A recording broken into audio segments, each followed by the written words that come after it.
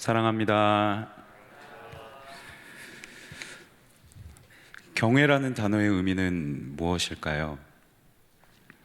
우리 올해 일상교회 주제이기도 한데, 이 경외라는 단어는 심리학적으로 사람이 이해할 수 없을 만큼 아주 신비롭고 위대한 사람 또는 상황을 보고 갖는 어떤 마음의 두려움, 또 그 사람을 향하여 마음에서 비롯되는 존경심, 이것을 경외라고 합니다. 경외란 심리학적인 단어더라고요. 그런데 성경에서 말하는 이 경외가 정말 단순히 심리학적인 단어, 그저 우리의 마음에서 머무는 존경심 또는 두려움에 불과한 것일까요? 아니라면 정말로 성경이 말하는 하나님을 향한 경외는 어떤 것을 의미하는 것일까요? 오늘 말씀을 통해서 이것을 한번 살펴보고자 합니다. 누가복음 7장에서는 말씀드린 것처럼 사람의 능력으로 이에 범죄하면서 결코 헤아릴 수 없는 아주 놀랍고 또 특이한, 또 특별한 예수님의 사역이 기록되어 있습니다. 백부장이 사람들을 보내어서 예수님께 자신의 하인의 병을 고쳐달라고 청하죠. 예수님께서 장로들의 말을 듣고 백부장의 집으로 가는 도중에 백부장이 다시 사람을 보냅니다. 예수님께서 우리 집에 오시는 것조차, 내가 예수님 앞에 서는 것조차 내가 감당할 수 없겠사오니 말씀만 하옵소서. 말씀만 하시면 내 종이 낫겠나이다 라고 백부장이 고백합니다. 예수님께서 그 말씀을 들으시고 그의 믿음을 칭찬하시고 정말로 말씀만으로 백부장의 하인의 병을 고쳐주시죠. 성경에 이렇게 기록되어 있습니다. 그들이 돌아가서 백부장의 종이 나은 것을 보았도다. 정말로 예수님의 이 놀라운 능력을 경험했어요. 이어지는 말씀에는 이런 내용이 기록되어 있습니다. 나인성의 한 과부의 죽은 아들을 예수님께서 살려내십니다. 죽은 자를 살려내시는 이 위대한 능력을 보고 그것을 본 모든 사람들이 이렇게 고백을 하는데요. 하나님의 큰 선지자가 왔다. 하나님께서 우리에게 큰 선지자를 보내셨도다. 하나님께서 자기의 백성을 돌보셨다 라고 고백합니다. 이들이 예수님의 능력을 보고 큰 선지자, 위대한 선지자라고 고백한 것은 좀 더 특별한 의미가 있습니다. 왜냐하면 이 시기만 해도 말라기 선지자 이후로 약 400년 동안 하나님께서 그 어떤 선지자도 보내지 않으셨거든요. 하나님의 어떠한 능력도 하나님의 말씀도 이스라엘 백성들에게 드러내지 않으셨어요. 자그마치 400년입니다. 400년 동안 한 명의 선지자도 보내지 않으셨다면 이제 선지자는 없구나 라고 생각할 법도 한데, 예수님의 능력을 보니 큰 선지자가 왔다. 그만큼 예수님께서 행하신 능력이 너무나도 위대했던 것이죠. 예수님의 행하신 일들을 보고 사람들이 고백하는 것은 예수님이 선지자로 오셨다 였습니다. 그런데 역시 이어지는 말씀에 또 다른 예수님의 능력을 알고 듣고 예수님에 대하여 반응하는 한 말씀이 기록되어 있습니다. 세례 요한이 예수님께서 행하신 일들을 제자를 통해서 듣게 됩니다. 제자들 역시 예수님의 행하신 일들을 듣고 놀라서 요한에게 전하는 것이죠. 그런데 요한이 그 이야기를 듣고 다시 제자들을 보내는데 이렇게 질문을 합니다. 당신이 우리가 기다리던 그 이가 맞습니까? 아니면 다른 이를 기다려야 하겠습니까? 라고 묻습니다. 예수님께서 정말 우리가 기다리던 메시아가 맞습니까? 예수님이 메시아가 아니시라면 우리는 다른 메시아를 기다려야 되는 것입니까?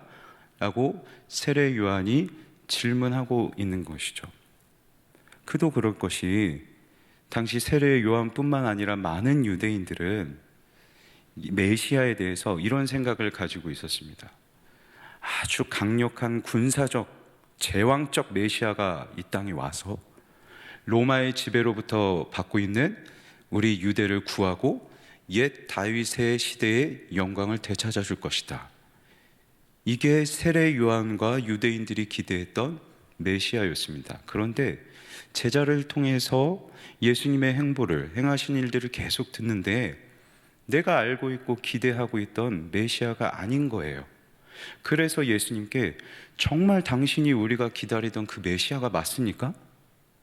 아니면 우리는 다른 메시아를 기다리겠습니다. 1년에 이어지는 이 사건들을 보면 한 가지 공통점을 발견할 수 있는 것 같습니다. 예수님의 위대한 능력을 보고 예수님은 큰 선지자다. 예수님께서 행하신 일들을 듣고 어쩌면 이분은 우리가 알고 있는, 기대하고 있던 메시아는 아닐 수 있다. 바꿔 말하면 메시아는 이래야 한다. 자기 기준과 자기 확신에 따라서 예수님을 믿고 있는 것이죠. 예수님의 능력을 보고도 큰 선지자, 예수님은 선지자가 맞아. 메시아라면 이래야지.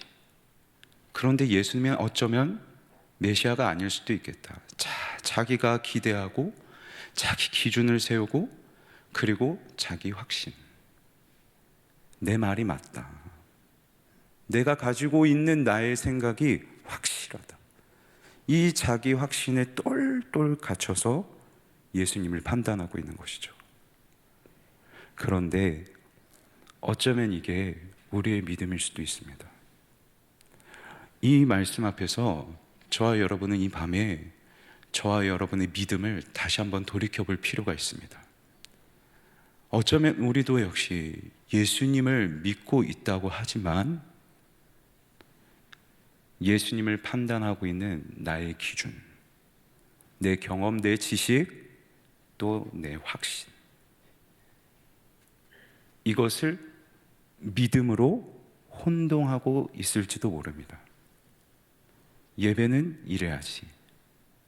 이게 바로 섬김이지. 이게 교회지. 교회에서뿐만일까요? 우리의 가정과 여러 삶의 터전에서도 이게 맞지. 우리 안에 각자가 다 가지고 있는 자기 기준과 자기 확신이 있죠. 그런데 이것이 옳다. 이게 믿음이다. 더 나아가서 세례 요한이 그리하였던 것처럼 예수님도 이래야지. 내가 인정할 수 있는 예수님, 내 기준과 내 확신에 어울릴 만한 예수님만을 인정하고 있는 모습이 우리에게 분명히 있을 수 있습니다. 이건 예수님을 경외하는 것이 아니겠죠. 정말로 마음 가운데 예수님을 향한 두려움과 그분을 향한 존경심이 있다면 내 기준에 따라서 내 확신에 갇혀서 예수님은 이래야지 라고 예수님을 판단하려 하지 않겠죠. 그래서 기억하셔야 합니다. 자기 기준과 자기 확신에 너무 사로잡혀 있으면 예수님을 바르게 경외하지 못할 수 있습니다. 그래서 오늘 말씀의 제목처럼 바른 믿음이 있어야, 예수님을 향한 바른 믿음이 있어야 우리는 그 믿음 안에서 예수님을 바르게 경외할 수 있을 것입니다. 그렇다면 예수님을 바르게 경외하기 위해서 우리가 바른 믿음을 필요로 할 텐데 이 바른 믿음은 어떻게 우리가 얻을 수 있을까? 바른 믿음은 예수님을 바르게 알므로 시작됩니다. 그래서 오늘 성경의 저자 누가는 역시 이어지는 한 사건을 통해서 예수님의 말씀을 통해서 예수님께서 이 땅에 왜 오셨는지, 예수님께서 정말로 어떤 분이신지 바르게 알아야 된다. 그래야 바르게 믿을 수 있다. 그래야 그 예수님을 바르게 반응할 수 있다. 이것을 말하고자 예수님의 한 말씀을 이어서 기록하고 있습니다. 세례 요한이 예수님께 물었죠. 당신이 정말 메시아가 맞습니까? 그러자 예수님께서 대답하세요. 이사야 선지자의 메시아 예언을 인용하셔서 말씀하십니다. 맹인이 보게 될 것이다. 걷지 못하는 자가 걷는다. 가난한 자가 복을 얻는다. 나병한 자가 나음을 얻을 것이다. 죽었던 자가 살아날 것이다. 복음을 전파할 것이다. 이렇게 전해라고 말씀하세요. 이사야 선지자가 예언하였던 그 메시아가 바로 예수님이 맞다고 세례 요한에게 전하라는 것이죠. 그런데 분명히 세례 요한은 예수님을 메시아로 알았지만 그가 기대하고 있었던 그 기준에 갇혀 있었던 메시아를 믿고 있었다면 오늘 예수님께서 이사야 선지자의 예언을 통하여서 말씀하고 계시는 그분의 메시아됨은 무엇일까요? 예수님께서 이 땅에 메시아로 오셨다는 것은 무엇을 위해 오셨다는 것을 의미하는 것일까요? 말씀을 통해 한번 확인하겠습니다. 내가 너희에게 말하노니 여자가 낳은 자 중에 요한보다 큰 자가 없도다. 예수님께서 오시기 전까지 여자가 사람 중에서 여자가 낳은 사람 중에서 요한보다 더 큰 자가 없다. 요한이 가장 위대한 사람이래요. 왜냐하면 요한은 오실 예수님을 예비하는 사람이었거든요. 그래서 예수님 오시기 전까지 가장 위대한 사람은 요한이다. 그런데 하나님의 나라에서는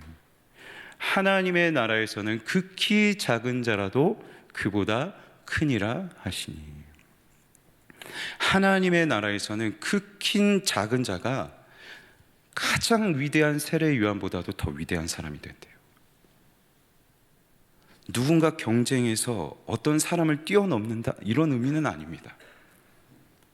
예수님께서 하시는 말씀은 하나님 나라에서 극히 작은 자가 가장 위대한 자가 되는 것은 그 사람이 하나님 나라에서 완전히 변화된다는 것이죠.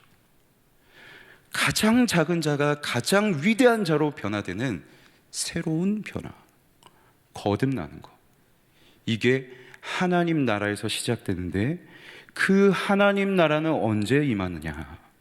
바로 예수님께서 이 땅에 오심으로 이루어집니다. 결국 예수님께서 우리의 메시아 그리고 구원자로 오셨다는 것은 가장 작은 자가 가장 위대한 자로 변화되듯 우리가 완전히 새롭게 변화되는 것. 예수님께서 메시아로 오신 것은 우리를 새롭게 변화시키시기 위하여서 이 땅에 오신 것이죠. 그래서 이사야 선지자의 예언이 옳습니다. 보지 못했던 자가 보게 되는 완전한 변화, 나병한 자가 나음을 얻는 완전한 변화, 걷지 못하는 자가 걷게 되는 변화, 이 완전한 변화, 이 변화는 무엇을 의미하겠습니까? 눈이 멀어서 하나님께서 기뻐하시는 것이 무엇인지 분별하지 못하는 영적인 맹인과 같은 우리가 변화될 것이고요, 나병 자처럼 몸에 구실을 하지 못해요. 죄에 물들어서 하나님의 형상답게 살아가지 못하는 우리를 변화시키시는 그 변화, 이 변화를 하나님께서 허락하시기 위하여 그분이 사람이 되셔서 이 땅에 오신 것이죠. 우리가 예수 그리스도를 믿는 믿음은요, 변화를 사모하기 위한 믿음입니다.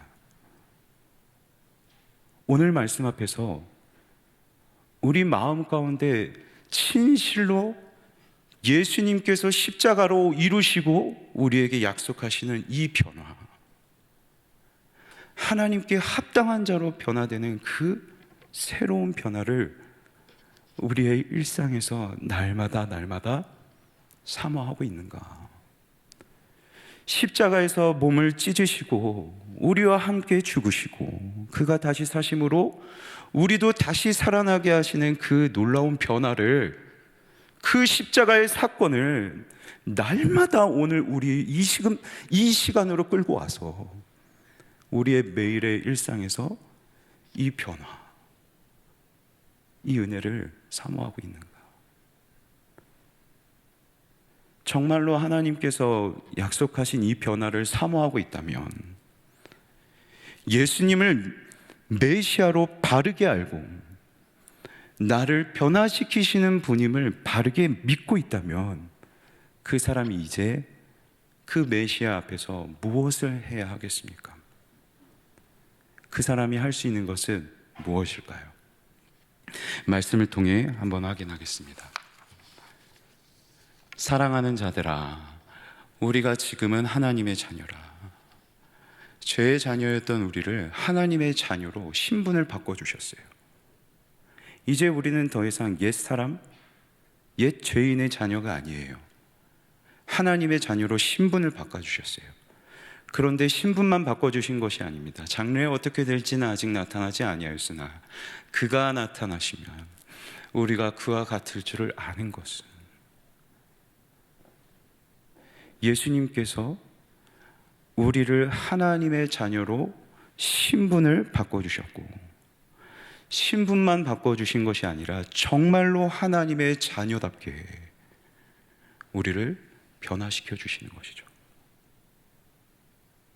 그의 참모습 그대로 볼 것이기 때문이니 주를 향하여 이 소망을 가진 자마다 예수님이 나타나실 때 이 아무것도 없는 정말 버러지 같은 이 내가 예수님과 같이 변화되겠구나. 이것을 날마다 사모하며 소망을 가진 자는 그의 깨끗하심과 같이 자기를 깨끗하게 하느니라. 무엇을 깨끗하게 할까요?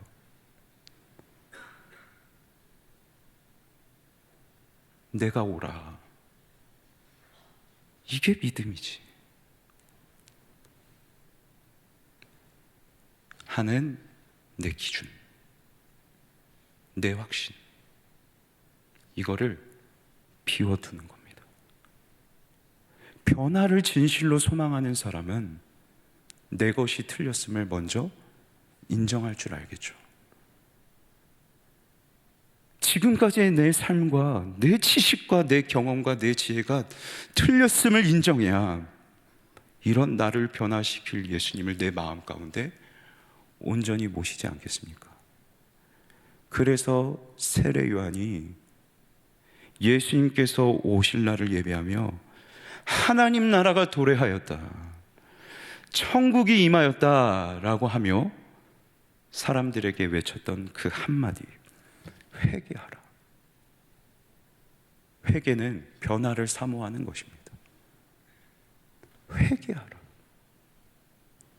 내가 틀렸음을, 내 기준과 내 확신이 옳지 않았음을 인정하는 것,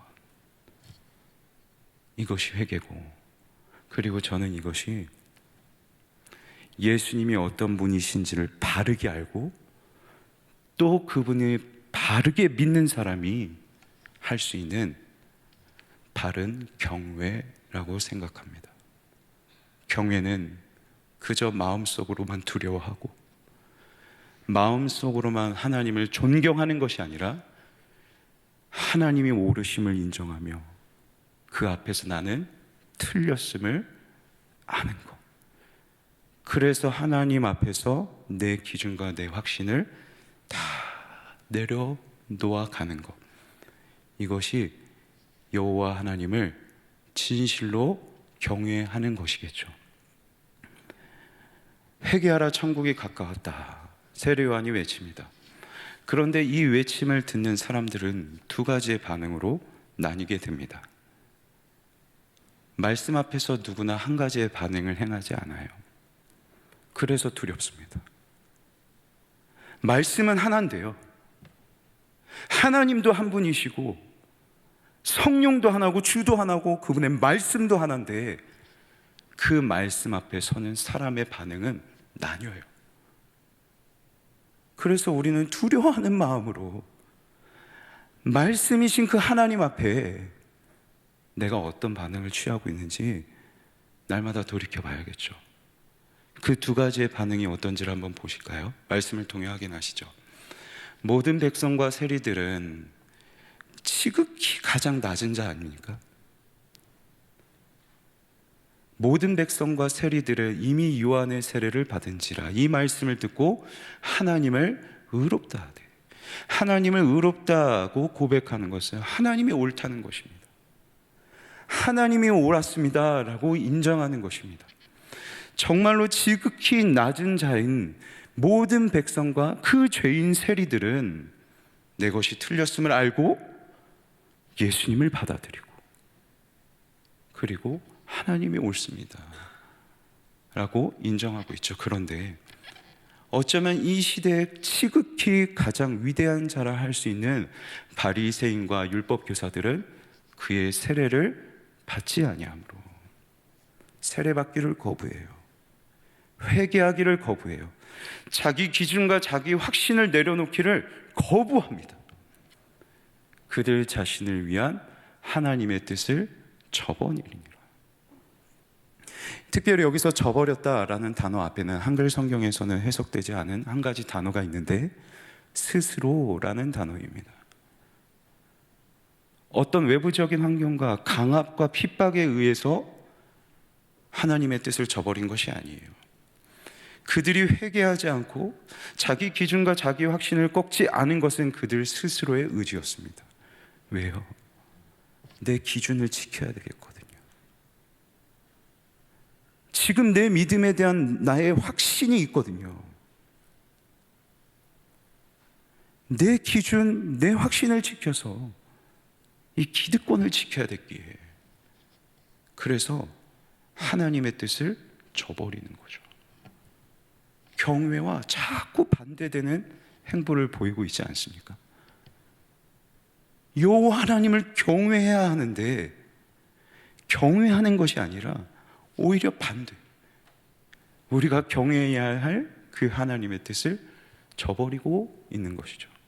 그래서 예수님께서는 한 가지 비유를 들어서 이 바리새인과 율법 교사들을 비판하십니다. 비유의 내용은 이렇습니다. 아이들이 장터에서 놉니다.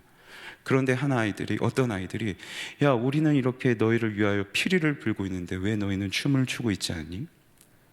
우리는 이렇게 애곡을 하고 있는데 너희는 왜 우리와 같이 애곡을 같이 하고 있지 않는 거니?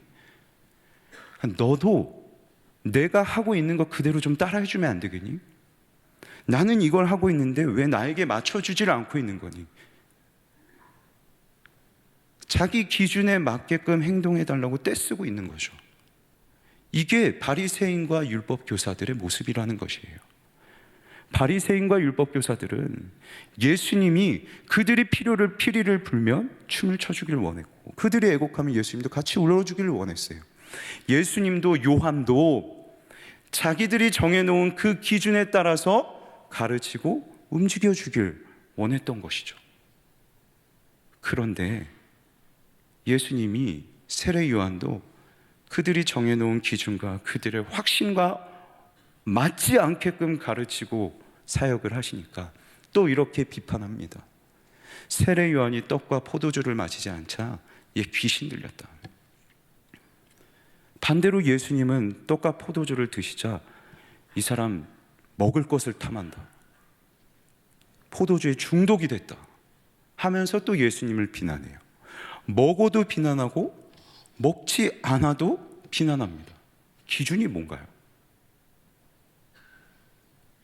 먹어도 비난하고 먹지 않아도 비난해요. 도대체 기준이 뭔가요? 먹지 않는 것인가요? 먹는 것인가요? 아니요. 그냥 자기 기준에 맞지 않는 거예요. 내 기준인 거예요. 내가 생각하는 믿음, 내가 생각하는 행동, 내가 생각하는 정의와 맞지 않게 행동하시니까 그냥 뭘 해도 싫은 거죠. 어떤 기준에 맞지 않은 것이 아니라 내 기준에 맞지 않은 것. 이게 바리새인과 유대 율법 교사들이 가지고 있었던 믿음의 현 주소였습니다. 다시 말씀드립니다. 내 기준과 자기 확신에 머물러 있으면 예수님을 바르게 경외할 수 없습니다. 어쩌면 예수님을 내 마음 가운데 온전히 모시지 못할 수 있습니다. 그런데 하나님께서 하나님 자녀들에게 반드시 행하시는 일이 한 가지가 있습니다. 어쩌면 바리새적으로 살아갈지도 모르는 하나님의 자녀라고 신분은 변화되었지만 여전히 자기 기준과 확신에 차서 살아가고 있는 바리새적 같은 우리임에도 불구하고 하나님의 자녀라는 이유만으로 하나님께서 우리를 위하여 행하시는 일 한 가지가 있는데, 오늘 35절 말씀을 한번 확인하겠습니다. 지혜는 자기의 모든 자녀로 인하여 옳다함을 얻느니라. 여기서의 지혜 말씀을 보시면 지혜가 마치 살아있는 사람처럼 행동하죠. 지혜에게 자녀가 있대요. 지혜가 옳다함을 얻는데요. 마치 살아있는 존재처럼 지혜를 설명하고 있습니다. 이 지혜는 바로 하나님을 의미합니다. 그래서 이렇게 번역할 수 있습니다. 다시 한번 화면을 띄워주시겠어요? 지혜는 하나님께서는 자기의 모든 자녀로 인하여 옳다함을 얻느니라. 아까 전에 29절 말씀에서 모든 백성과 세리들이 세례를 받고 하나님을 의롭게 여겼죠. 이 의롭게 여겼다는 단어와 옳다함을 얻는다라는 단어가 같은 단어입니다. 지극히 작은 자였던 백성들과 세리들이 내가 지금까지 살아왔던 게 틀렸습니다. 하나님이 옳았습니다. 인정했던 것처럼 하나님께서는 하나님의 모든 자녀들로 말미암아 옳다함을 얻는다. 우리가 하나님을 경외하는 마음으로 내 기준과 자기 확신에서 벗어나서 예수 그리스도를 온전하게 모시고 그분이 우리에게 이루어 주실 변화를 사모할 때 정말 하나님이 옳으셨구나. 내 기준과 내 확신에 따라서 살아가는 삶이 옳은 것이 아니라 정말 하나님의 뜻대로 하나님께서 기뻐하시는 대로 살아가는 것이 옳았구나. 이게 길이었구나. 여기에 생명이 있구나. 모든 자녀로 말미암아 옳다 하심을 얻느니라. 특별히 여기 옳다 하심을 얻는다라는 단어는 지금 옳다 하심을 얻고 또는 앞으로 옳다 하심을 얻는 것처럼 번역이 되어 있습니다. 그런데 이 단어는 과거형으로 기록되어 있습니다. 이미 옳다 하심을 얻으신 것처럼, 이미 옳다 하심을 얻은 것과 다름없는 것처럼 하나님께서는 우리를 통하여 내 기준과 내 확신이 틀리고 하나님께서 옳으셨습니다. 반드시 고백하게 하시겠다는 것이죠. 그래서 이어지는 한 이야기에는 지극히 낮은 여인 한 명이 등장합니다. 향유 여인입니다. 이 여인은 학자들에 의하면 창기로 추정합니다. 당시에 많은 사람들이 죄인이라고 정의 내렸던 창기. 스스로도 부정한 자로 여겼을 것이고 스스로도 죄인이라고 기준을 내렸을 것이고 수많은 사람들이 그 여인을 향하여 죄인이라고 기준 내렸을 것입니다. 그런데 그 여인이 예수님 계신 곳으로 옵니다. 그곳은 한 바리새인의 집이었습니다. 죄인이라고 정의를 내린 죄인 취급을 받는 여인이 당시에 율법적으로 엄청나게 율법을 지키며 살아갔던 바리새인의 집에 들어갈 수 있었다는 것은 충격적인 일입니다. 그리고 당시에는 이 바리새인들은 스스로를 아주 존귀하고 정결한 자라고 여겼기에 죄인들이 밀집되어 있는 지역과는 아주 먼 곳에서 거주하였습니다. 그래서 이 여인이 바리새인의 집에 들어가는 것은 어쩌면 먼 거리를 향해 가야만 했던 것일 수도 있습니다. 그런데 그 먼 거리를 한 걸음에 달려와서, 그리고 죄인임에도 불구하고 그 바리새인의 집에 그녀가 들어갈 수 있었던 것은 더 이상 그녀에게는 자기가 죄인이라는 어떤 기준도 없거든요. 이미 그녀 앞에서는 모든 기준이 다 무너졌거든요. 예수님께서 자기를 변화시켜 주셨거든요. 그래서 이전에 살았던 모습을 벗어 던지고, 창기로서 살아갔던 삶을 벗어 던지고, 예수님께서 변화시켜 주신 그 모습 그대로 살아가니 이게 옳은 거예요. 이게 옳은 거예요.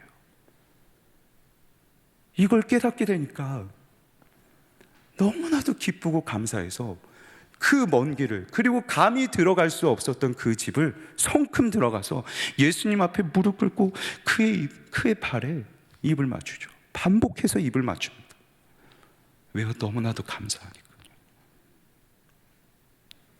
하나님께서는 모든 자녀로 말미암아 그가 옳으심을, 옳다함을 얻게 하시느니라. 말씀을 맺겠습니다. 바른 믿음은 예수님이 우리에게 어떤 분이심을 아는 믿음이었습니다.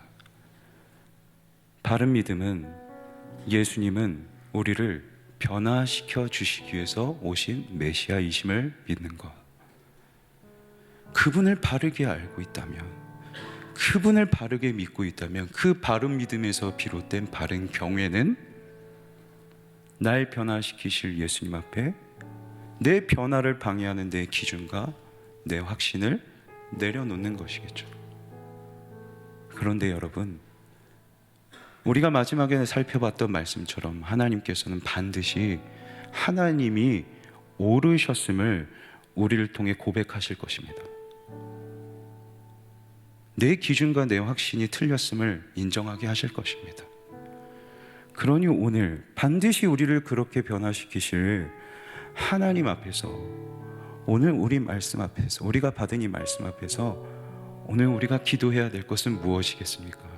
하나님, 내가 옳다고 생각하고 있는 것들, 내가 내 옳음을 기준으로 판단하고 있는 것들, 나는 괜찮다고, 내 믿음은 안전하다고 확신하고 있는 이 자기 확신을 깨뜨려 주시옵소서. 하나님, 내 기준을 깨뜨려 주시옵소서. 그래서 하나님이 옳으셨음을 내 삶을 통하여 향유 여인처럼 고백하게 하여 주시옵소서. 이것이 오늘 저와 여러분의 기도의 제목이 되길 주님의 이름으로 간절히 소망합니다.